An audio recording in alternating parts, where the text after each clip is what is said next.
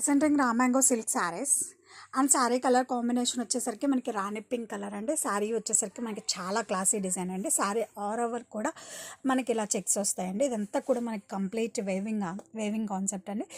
With alternate gold and silver అండి. ఇది వచ్చి silver and this is gold and చాలా క్లాసీ లుక్ వచ్చాయండి. బోర్డర్స్ వచ్చేసరికి మనకి ఇలా ట్రీ వేవింగ్ బోర్డర్స్ అండి.